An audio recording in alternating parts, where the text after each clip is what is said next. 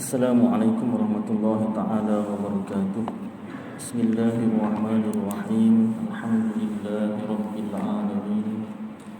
Wassalatu wassalamu ala ashrafil anbiya'i wal mursalin wa ala alihi wa sahbihi wa man tabi'ahum bi ihsanin ila yaumiddin.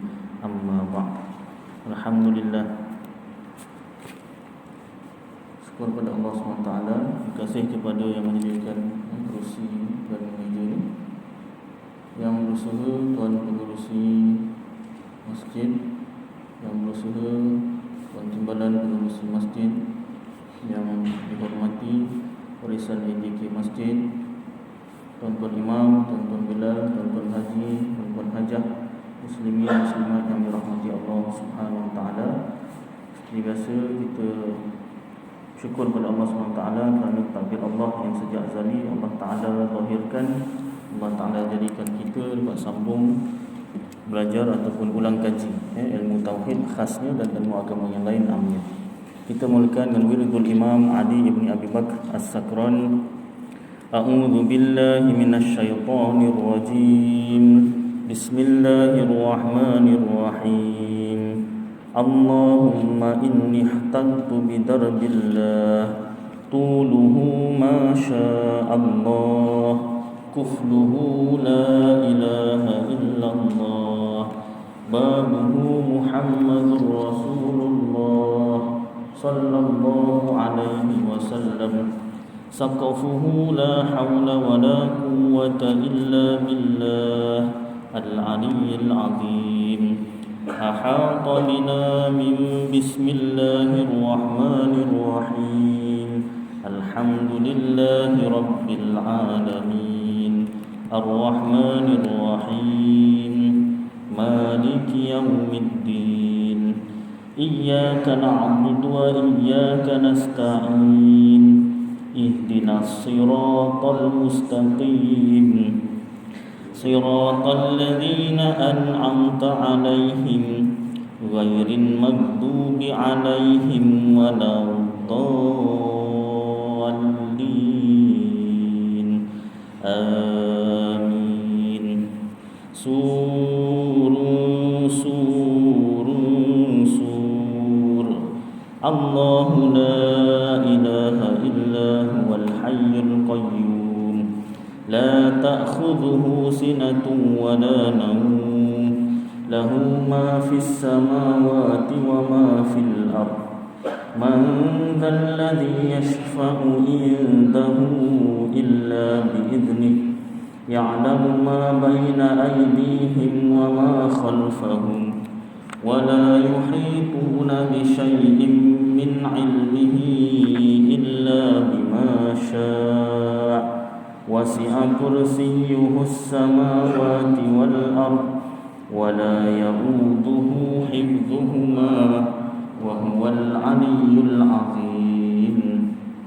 بنا استدارت كما استدارت الملائكة بمدينة الرسول بلا خندق ولا سور من كل قدر مقدور وحذر محذور ومن جميع الشرور تتروسنا بالله تتروسنا بالله تتروسنا بالله من عدونا وعدو الله من ساك عرش الله إلى قاع أرض الله بمئة ألف ألف ألف لا حول ولا قوة إلا بالله العلي العظيم. عزيمته لا تنشق بمئة ألف ألف ألف لا حول ولا قوة إلا بالله العلي العظيم. صنعته لا تنقطع بمئة ألف ألف ألف لا حول ولا قوة إلا بالله العلي العظيم. اللهم إن أحد أرادني بسوء من الجن والإنس والوحوش من بشر أو شيطان أو سلطان أو وسواس فاردد نظرهم في انتكاس وقلوبهم في وسواس وأيديهم في إفلاس وأوبقهم من الرجل إلى الرأس لا في سهل يجدع ولا في جبل يطلع بمئة ألف ألف ألف لا حول ولا قوة إلا بالله العلي العظيم وصلى الله على سيدنا محمد وعلى آله وصحبه وسلم والحمد لله رب العالمين. Baik, sebelum kita sambung tuan-tuan, saya nak memperkukuhkan lagi kata-kata daripada Tuan Pengerusi Masjid tadi. Kalau tuan-tuan masih ingat, saya pernah bacakan hadis daripada kitab Mukhtasar Ibn Abi Jamrah al-Bukhari, ya? Dalam hadis tersebut, dan tuan-tuan pun mungkin pernah dengar, ya, di tempat-tempat yang lain atau di media yang lain, bahwasanya hadis tentang penyakit taun.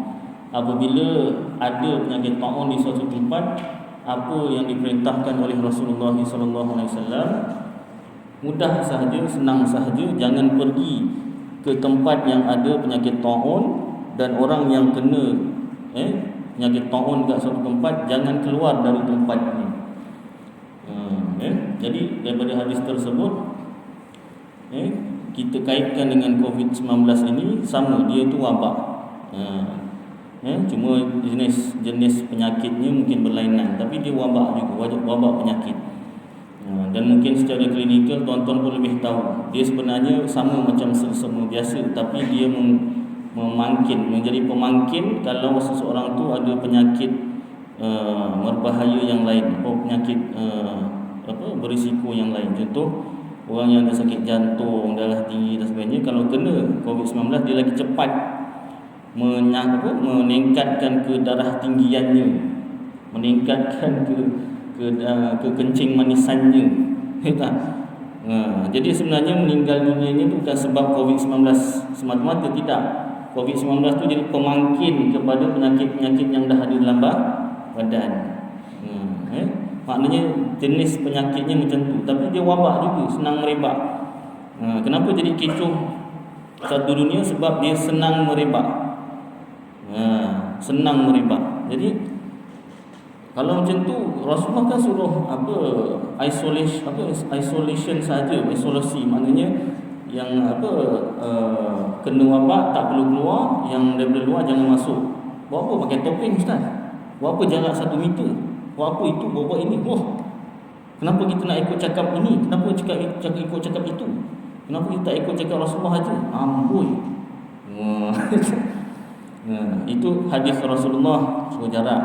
Kemudian ada ayat Quran yang lain, kalau kamu tak tahu, kamu in kuntum ta'lamun fas'alu ahlu dzikr, bertanyalah kepada ahli zikir jika kamu tak tahu.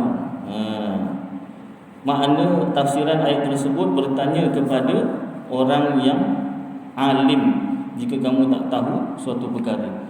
Kalau tak tahu tentang perkara agama, tanya orang alim. Siapa Ustaz Aidil orang alim? Tidak, kitab.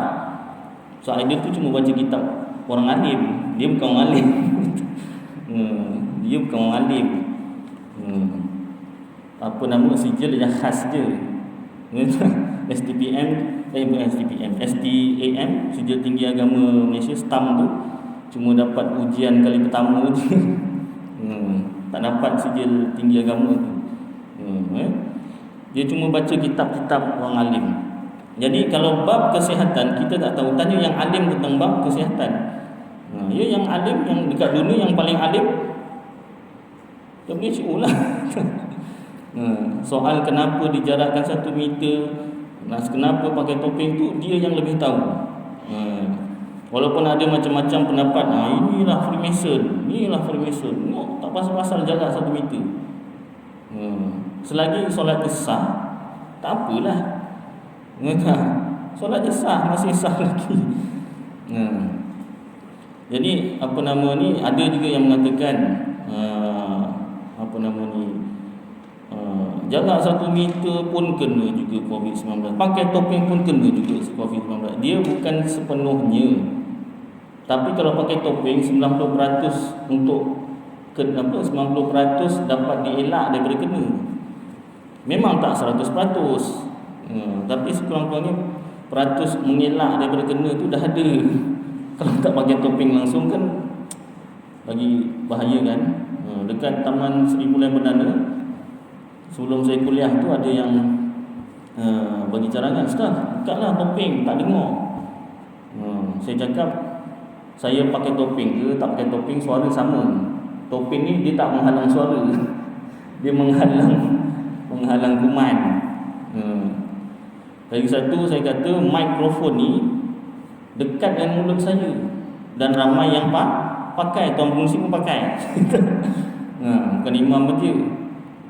Jadi saya tak nak menjadi penyebabnya tak. Kalau saya tak pakai, air liur saya melekat ke apa kan. Cakap macam dulu nak kok itu melekat. Bahaya tu. Kalau tak kuman COVID-19 pun mungkin kuman lain ke tak. Jadi sepanjang kuliah saya daripada habis PKP dulu yang bulan 3 tu, bulan 4 tu. Bulan 4 bulan 5 tu kan. Sampai sekarang saya kalau kuliah memang tak buka ni. Tak buka. Ni lagi dekat ni. Dengan mulut. Sejadah tak pernah tak bawa. Pernah sekali tertinggal, beli sebelum pergi masjid tu beli dulu. Tertinggal rumah, balik nak patah rumah dah lambat kan. Beli. Dia buka kedai. Balik daripada ngajar kuliah, balik dari masjid, saya basuh tu. Songkok basuh. Jubah tak pakai pun. Jubahnya lupa basuh. Basuh tak kering lagi lah. Balik rumah basuh. Kopiah, baju, kain, apa lagi, sejadah, basuh. Lagi apa? Ustaz takut ni, takut je. Alah, ustaz tak takut Allah Ta'ala. Kita kena takut Allah, Ustaz, bukan takut COVID-19. Cara takut COVID-19 dan cara takut dengan Allah Ta'ala tu macam mana? Cara takut dengan Allah Ta'ala, kita kena rapatkan diri, dekatkan diri kita dengan Allah Ta'ala, hubungan kita dengan Allah Ta'ala. Bukanlah maknanya bila kita takut COVID-19 kita tak takut Allah Ta'ala. Siapa dekat sini berani cakap saya tak takut hantu? Saya ramai-ramai boleh lah. Cuba nanti kau sorang-sorang. Tengok cerita hantu ramai-ramai ke sorang-sorang? Orang tengok cerita hantu biasa kan ramai-ramai. Mana berani tengok sorang-sorang? Tengok sorang-sorang, tengok cerita lain. Tengok Sepatu Reunion ke, tengok Gegar Vaganza ke. Cerita hantu mana boleh tengok sorang-sorang? Mesti kena ajak kawan. Pasal apa? Takut. Walaupun cerita Munafik dua, cuba tengok sorang-sorang. Lepas tengok cerita terus tidur, tak pergi beli air. Nak terkencing macam mana pun tak pergi. Kalau sorang-sorang lah. Adakah takut dengan hantu tu maknanya kita tak takut dengan Allah Ta'ala? Tidak. Itu perkara normal, biasa. Ni kita nak sentuh nanti tentang sifat Rasul. Sifat-sifat wajib bagi Rasul. Kita akan masuk sifat harus bagi Rasul. Antara sifat yang manusia yang biasa iaitu takut. Itu perkara biasa. Takut orang mati, takut mayat. Siapa sini berani cakap saya tak takut mayat? Ya ramai-ramai. Cuba sorang-sorang. Kawan saya kerja dekat hospital dekat Perak. Dia kerja dia dresa. Kerja dia apa? Tolong tolak mayat. Malam-malam lah, pukul 12 lah. Tanya macam mana pengalaman? Macam-macam. Pengalaman tu memang macam-macam kan. Bukan cerita, memang betul-betul dapat experience dia. Bukan cerita, bukan. Maknanya perasaan takut tu memang Allah Ta'ala letak dalam hati manusia. Takut kepada mayat. Kenapa? Supaya manusia yang hidup ni hormat pada orang yang mati. Kalau tak takut, dia sambil mandikan, Main cepah-cepuh aja, main sebarang aja. Dia pasal takut tu pelan-pelan. Kan kuat-kuat yang berbunyi mayat kan saya pernah cerita ada satu orang ustaz. Dia ustaz, ada ilmu, tapi perasaan takut pun dia ada. Manusia biasa. Jadi satu kali orang kampung panggil, pasal apa? Ada orang meninggal dunia. Dipanggil. Saya pernah cerita sini. Pasal ustaz kan. Jadi dia mandi mayat orang kampung ni pakai kaki, alas orang hidup. Dia tak pakai, belum ada tu apa nama tu, tempat mandikan mayat tu belum ada. Jadi pakai kaki orang hidup. Seorang bahagian kepala, seorang bahagian badan, seorang bahagian kaki. Ustaz ni kena bahagian kaki. Ustaz ni penakut, tapi dah orang panggil. Tak ada orang lain kan, ustaz kan panggil. Ustaz ke? Bukan, orang lain. Nanti je, belum lagi. Dia part ketawa tu belum lagi. Jangan ketawa dulu. Simpan dulu ketawa tu. Jadi basuhlah mandikan mayat kan. Tengah-tengah mandikan mayat tu, ustaz ni memang penakut. Dia memang penakut. Dengan mandikan mayat dia, Allah, tak tolak, malu ustaz kan. Tolak, aku ni penakut, tapi tak apalah. Kuatkan hatilah ya Allah, aku nak fardu kifayah ya Allah. Betul? Kuatkanlah semangat. Basuh yang kepala dah siap, badan dah siap, ustaz ni tak siap-siap lagi. Rupa tengah basuh tu, tak tahulah, ini cerita ni kisah benar. Dia bukan rekaan, memang kisah benar. Dia basuh tu, kaki mayat bergerak. Dah lah dia tu penakut. Takdir Allah Ta'ala bergerak pula kaki mayat masa tu. Dia kadang mayat ni dia ada angin ke apa kan, dia gerak sendiri. Dia bukan pasal mayat tu bangun, tak, dia bergerak sendiri. Kadang sedawa yang selalu mandikan mayat tahulah pengalaman mandikan mayat kan. Jadi kena tang ustaz ni, dah lah dia takut, bergerak pula kaki si mayat. Jadi dalam hati, ya Allah, ya Rabbi, ya Karim, besar sungguh ujianmu. Besar sungguh dugaanmu. Sebelum COVID-19 ujian kan, dia dah jumpa ujian macam tu. Besar sungguh. Kalau orang tak pernah, orang yang berani, dia benda tu biasa. Dia memang penakut, Allah tak jadikan. Tapi dia ustaz. So kan, gerak kaki, ya Allah.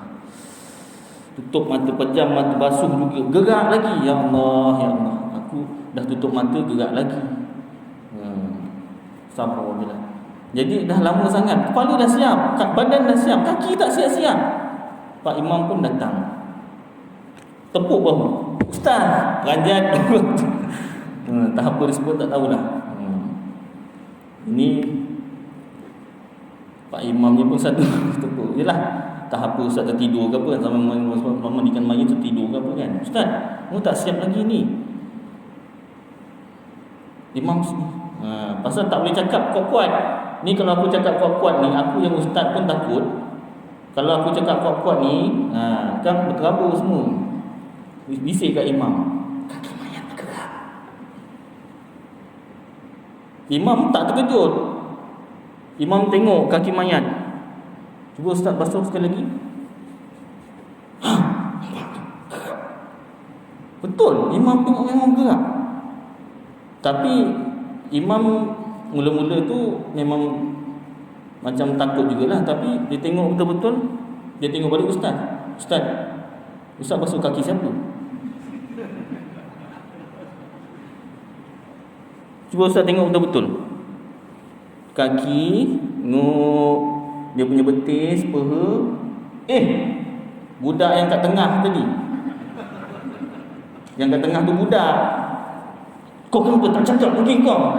Ustaz, saya ni berani, tapi saya tak ada ilmu. Saya ingat orang yang memandikan mayat kena mandi sekali. Jadi bila ustaz basuh kaki saya redha je lah. Tapi bila tapak kaki tu mana tak geli ustaz. Saya ni manusia biasa. Saya menahan juga geli. Nak ketawa tak patut mandikan mayat. Saya tahan je lah. Bila tahan tu gerak. Yang seorang pandai tapi penakut, yang seorang berani tapi tak ada ilmu. Memang sunat orang yang mandikan mayit, selepas mandikan mayit sunat dia mandi. Bukan masa mandi dengan mayit tu sekali mandi sekali jalan.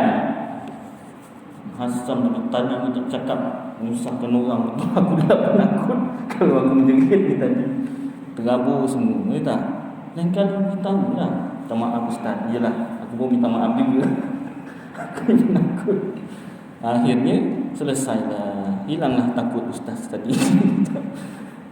Maknanya nak cerita, takut tu memang manusia, semua manusia ada. Habis Ustaz takut. Ya takutlah.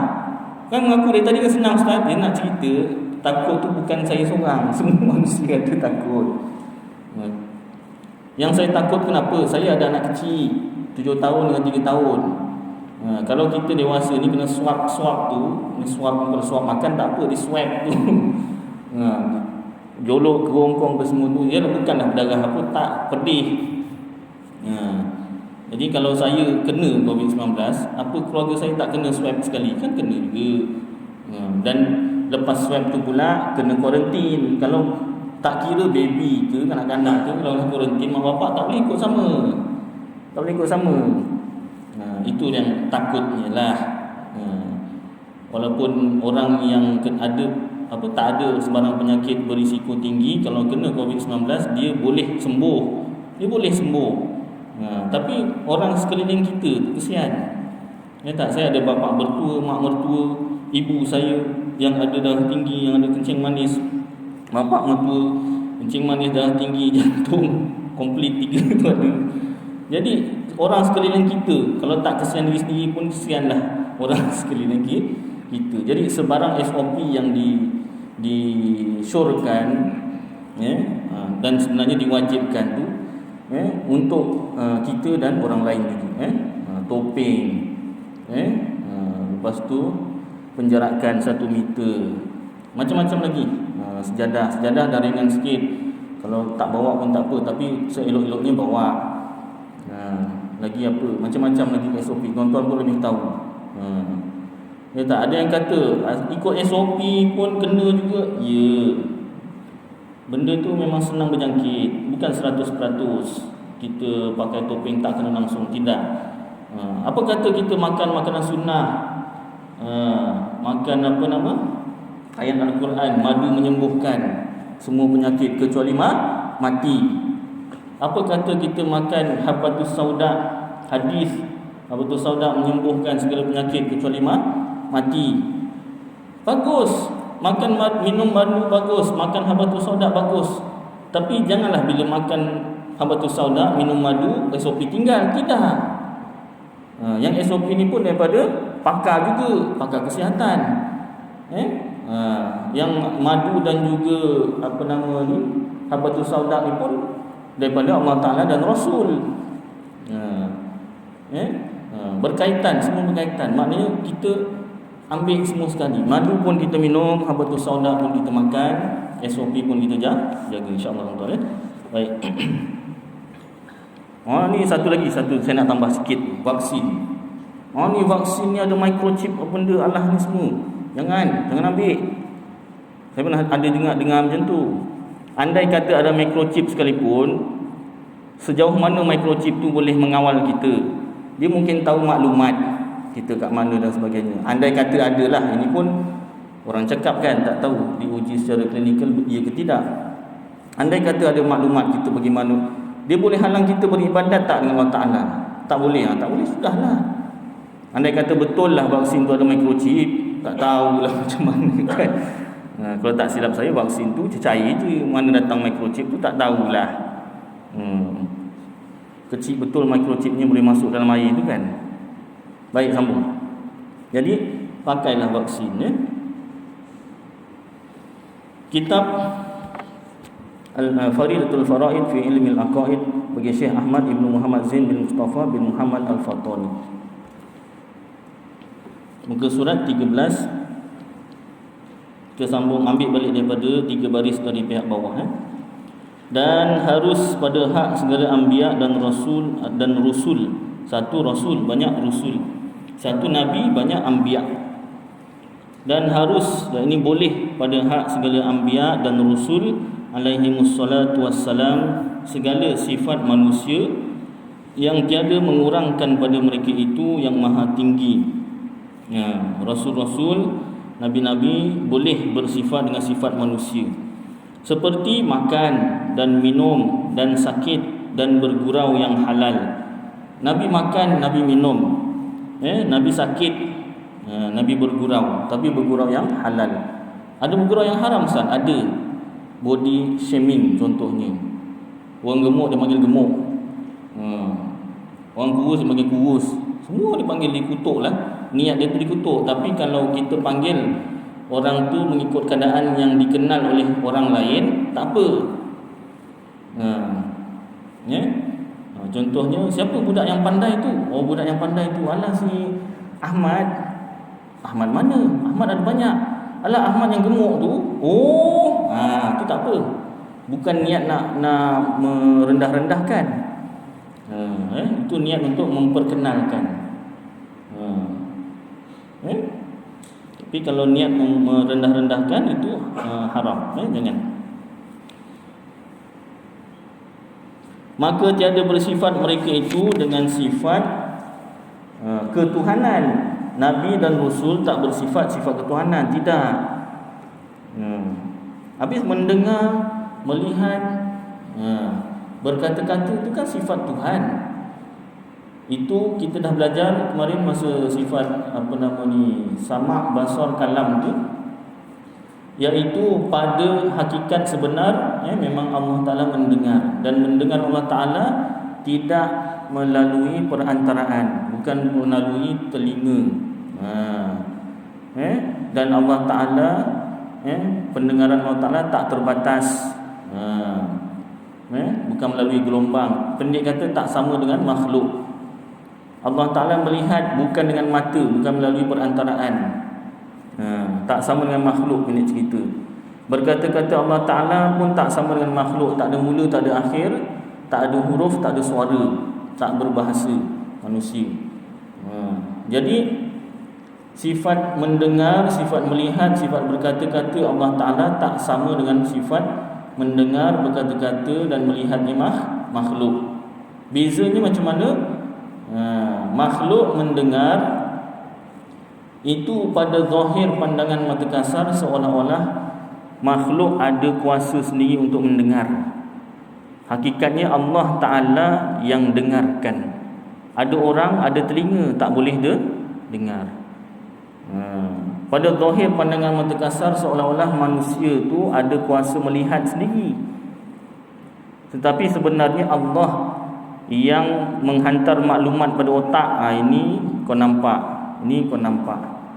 Itu sebab ada orang ada mata tapi tak nampak. Sebab bukan mata yang melihatkan, Allah Ta'ala. Pada zahir pandangan mata kasar seolah-olah manusia tu ada kuasa untuk bercakap sendiri, mengeluarkan suara sendiri. Hakikat sebenar Allah yang mengeluarkan suara, Allah yang gerakkan mulut.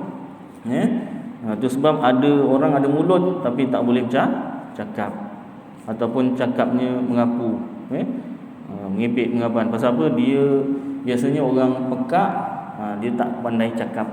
Bunyi boleh, itu. Pasal dia tak tahu nak membunyikan bahasa. Boleh tak kita cakap? Siapa yang melihat? Awak ke Allah Ta'ala? Siapa yang mendengar? Awak ke Allah Ta'ala? Siapa yang berkata-kata? Awak ke Allah Ta'ala? Boleh tak kita kata begitu? Tak boleh. Kalau dicakap macam tu nanti keliru. Kalau kita jawab bukan saya yang cakap, Allah Ta'ala, nanti keliru. Keliru macam mana? Seolah-olah kita ni Tuhan. Bila dah keliru macam tu, boleh membawa kepada fahaman wahdatul wujud.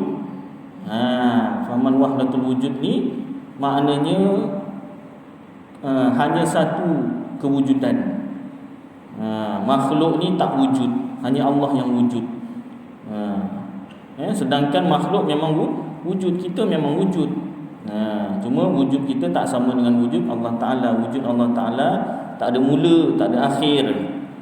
Wujud kita ada mula, ada akhir. Dan wujudnya Allah Ta'ala tidak dijadikan. Wujudnya kita dijadikan. Fahaman wahdatul wujud ni sebenarnya sesat ke tidak Ustaz? Kalau dia dalam keadaan fana di sisi Allah Ta'ala, dia itu betul ataupun tidak sesat. Kenapa? Dia dah tak nampak makhluk, termasuk diri dia dah tak nampak. Terlalu asyikkan Allah Ta'ala. Ada ke macam ni Ustaz? Adalah waliullah. Ibarat macam mana Ustaz? Contoh orang pakai cermin mata. Dia pakai cermin mata. Baru tanya, kau nampak cermin mata aku? Kat depan mata kau tu apa? Dia tak nampak cermin mata dia pun tak nampak. Ataupun kita tanya, depan kau apa? Depan aku? Ustaz Aidil lah. Salah, depan kau cermin mata. Dia dah tak nampak cermin mata. Pasal apa? Cermin mata dia dah bersatu dengan mata. Ibarat macam tu. Jadi orang fana ni, dia dah tak nampak makhluk. Segala makhluk dah tak nampak, hanya nampak Allah Ta'ala. Nampak tu maknanya hanya ingat pada Allah Ta'ala, dah tak ingat makhluk dah. Saya nak jadi wali boleh tak Ustaz? Boleh tu boleh. Boleh tu boleh, cuma sanggup tak sanggup. Sanggup tak sanggup aja. Paling tidak jadi wali wali nikah jadilah wali juga. Paling tidak jadilah wali nikah. Habis saya tak ada anak perempuan, tak jadi wali lah. Kena usaha lagi lah. Baik. Jadi kalau orang yang fana, dia berfahaman wahdatul wujud, itu dari segi hakikat di sisi Allah Ta'ala dia itu betul. Tetapi di sisi manusia kita disuruh kalau tak silap hukum bunuh Ustaz kalau tak silap hukum bunuh. Kenapa? Dia membawa kecelaruan ataupun kesalahfahaman pada orang lain. Tapi orang macam ni kena bunuh pun ada rasa takut ke? Pun dah tak nampak makhluk, awak ni nak dihukum bunuh ni, bunuh. Dia diam aja. Pasal dah asyikkan Allah Ta'ala, dah kena bunuh ke apa ke, tak kisah. Tapi kalau dia kata saya berfahaman wahdatul wujud, kalau macam ni kena hukum bunuh. Mana boleh? Itu main-main, kan fana betul. Takut lagi, itu bukan betul-betul wahdatul wujud kan. Baik. Jadi fahaman wahdatul wujud dari segi zahir syariat memang disuruh hukum bunuh. Pasal apa? Mengelirukan. Baik, sambung Jadi tak boleh dikatakan sebenarnya bukan kita yang melihat, Allah yang melihat. Tak boleh cakap macam tu. Nanti salah faham, keliru. Nanti seolah-olah kita pula tu Tuhan. Kena cakap macam ni. Allah melihat tak sama dengan makhluk. Ataupun pada zahir seolah-olah saya yang melihat dengan kuasa saya, dengan perantaraan mata, lampu, terang dan sebagainya. Hakikat sebenar Allah yang nampakkan. Allah yang nampakkan. Baik, sambung. Dan tiada bersifat mereka itu dengan sifat malaikat. Nabi-nabi Rasul-Rasul tak bersifat dengan sifat malaikat. Seperti tiada makan dan tiada tidur, Nabi tidur.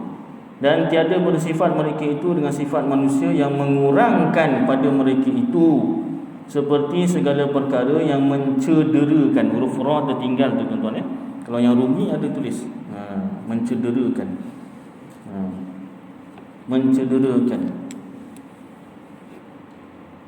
Huruf ra tertinggal, dal, ra, alif. Perkara yang mencederakan muru'ah. Muru'ah ke maru'ah Ustaz? Bahasa Arab muru'ah. Orang Melayu sebut muru'ah susah, jadi maruah. Siapa yang pertama sekali mengubah jadi maruah tak tahulah. Tak, muru'ah, bahasa Arabnya muru'ah. Baik, nota kakinya situ satu, tengok atas Qauluhu, katanya muru'ahnya, yang mencederakan muru'ahnya. Apa artinya? Muru'ah tu apa? Artinya kemukaan. Kemukaan tu maksudnya dekat sini peradaban yang baik, peradaban yang baik atau kemanusiaan iaitu kemuliaan seseorang dan kesempurnaannya dan beberapa adab yang ada. Sekalian itu pada dirinya yang membawa oleh memeliharanya akan dia kepada baik segala perangainya dan elok segala adatnya. Dan terjemah hamba akan muru'ah dengan kemukaan itu betul lagi nyata. Kenapa? Kerana kemukaan pada bahasa Melayu itu kinayah peribahasa daripada keadaan seseorang mempunyai nafsu yang dipujikan. Nafsu, bukan nafsu, nafsi. Dia tulis nafsu. Nafsu tu diri, diri, nafsi, patutnya nafsi. Diri. Yang dipujikan, yang membawa akan dia kepada mengerjakan pekerjaan yang baik. Lagi tiada redha ia sertanya mengerjakan barang yang tiada patut dengan keadaannya manusia.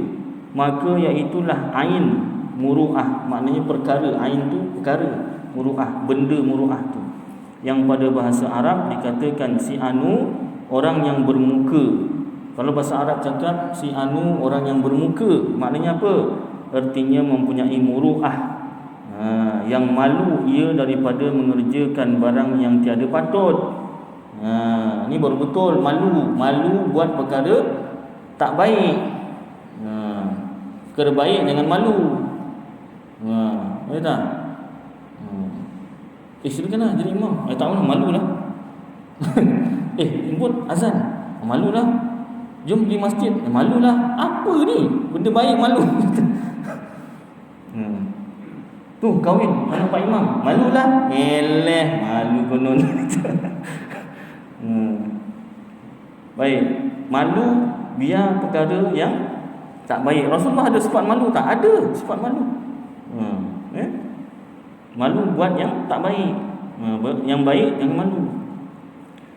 Baik. Dan loba ia, tamak ia atas mengerjakan barang yang membawa kepada kepujian dirinya. Sifat tamak tu bagus.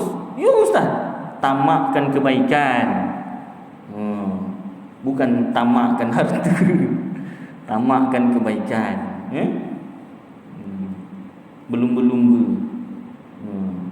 Tapi janganlah imam dah ada, Bilal dah ada, imam hari ni biasa jadi imam semua. Jangan pula macam tu. Imam tengok atas bawah. Ya tak? Baik. Buatlah kewajikan yang lain. Tentang sembahyang, belajar kitab dan sebagainya. Dan alhamdulillah ada muru'ah pada jenis Melayu, bangsa Melayu terlebih banyak daripada setengah-setengah jenis yang lainnya. Dia orang Melayu, dipuji orang Melayu sendiri. Pengarang kitab ni orang Melayu, dipuji orang Melayu sendiri.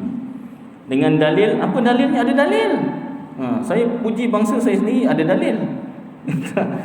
Dengan dalil memulia mereka itu akan orang yang dagang yang baik yang datang kepada negeri mereka itu. Orang Melayu ni kalau orang datang berdagang disambut baik. Ya tak? Zaman Melaka dulu kan, sambut baik, siapa-siapa datang pun baik. Sampai penjajah datang pun sambut baik juga. Rupanya ada gunting dalam lipatan, tak? Sabar je lah. Orang yang baik-baik, itu nama susu dia balas tu tuba. Orang dah baik, kencing je gitu. Baik, sambung. Istimewa ahli Hijaz, orang Arab.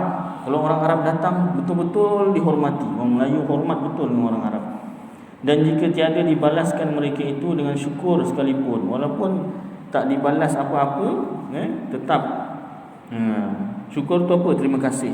Bukan syukur tu maknanya pujian kepada Allah Ta'ala saja. Syukur dekat situ maksudnya terima kasih sekalipun. Dan tiada ada pada mereka itu banyak tipu daya. Asalnya orang Melayu ni tak banyak menipu. Asalnya. Dan kemudian ni banyak menipu. Scam apalah itu, Makau scam lah apalah. Sabar je lah. Dan tiada ada pada mereka itu menghilangkan air muka dengan meminta. Dengan meminta-minta. Orang Melayu ni tak suka minta-minta. Dibagi alhamdulillah. Ada orang bagi jubah alhamdulillah. Tak minta. Bagi pakai. Bersalahan setengah daripada jenis yang lainnya, tak sama dengan bangsa lain. Amboi. Pengarang kitab sebenarnya cakap tapi dia pun ulama, dia pun tengok dengan daripada sudut sejarah, dari sudut pengalaman. Dan kemukaan ini lain daripada wajahah dari bahasa Arab, yang pada bahasa Arab kerana makna wajahah itu al-hadzu ar-rutbatu.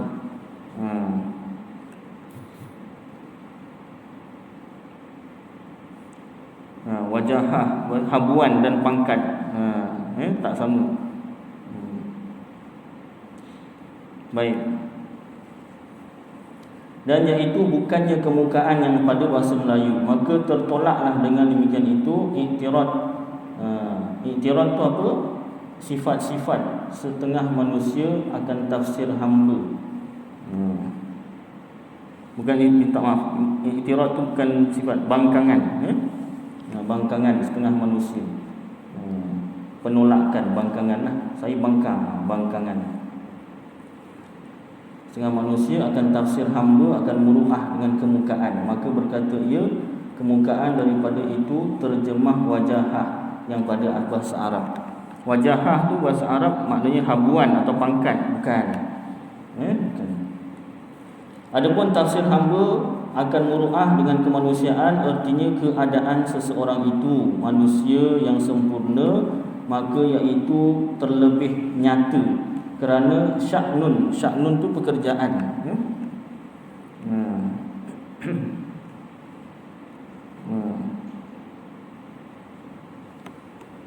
Pekerjaan manusia yang sempurna itu bahawa bersifat dengan segala barang yang tersebut pada makna muru'ah itu. Wallahu a'lam. Bermula Allah Ta'ala yang lebih mengetahui. Baik. Jadi Nabi boleh bersifat dengan sifat-sifat manusia selagi sifat yang tidak mencederakan muru'ah, yang memalukan, dan ketiadaan sejahtera daripada tiap-tiap barang yang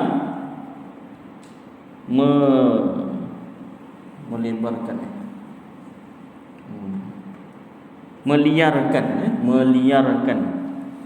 Cetak dia tak berapa cantik tu, meliarkan. Ya alif ra tu, orang yang meliarkan, dan tiap-tiap yang mencederakan hikmah dibangkitkan mereka itu, iaitu menunaikan segala syarak Allah Ta'ala, hukum hakam, dan menerima umat akan dia daripada mereka itu, seperti makan pada jalan. Rasulullah tak makan pada jalan, dan cedera akal, hilang akal ataupun gila, dan kekurangan nasab, keturunannya ada kekurangan, tidak, dan kempuh ni apa? Gopoh. Gopoh tu clumsy lah. Gopoh gapah, bawa kereta gopoh gapah, kanan kiri, kamu motong kanan kiri. Yalah. Habiskan sikit. Dan takabur, dan buta, dan sopak, dan penyakit pecah belah. Itu semua tak ada pada Rasul. Wallahu a'lam bissawab. Mudah-mudahan apa yang kita baca walaupun sedikit jadi manfaat bagi saya dan tuan-tuan, dapat kita amalkan dan sampaikan insya-Allah. Aku qauli hadza wa astaghfirullahal azim li wa lakum wa lisa'iril muslimin wal muslimat wal mu'minin wal mu'minat fastaghfiruh fa ya fawzal mustaghfirin wa ya najatat talibin. Wa sallallahu tabaraka wa ta'ala ala khairi khalqi sayyidina wa maulana Muhammad wa ala alihi wa sahbihi wa baraka wasallam. Subhana rabbika rabbil izzati amma yasifun wa salamun alal mursalin walhamdulillahi rabbil alamin. Taqabbalallahu minkum.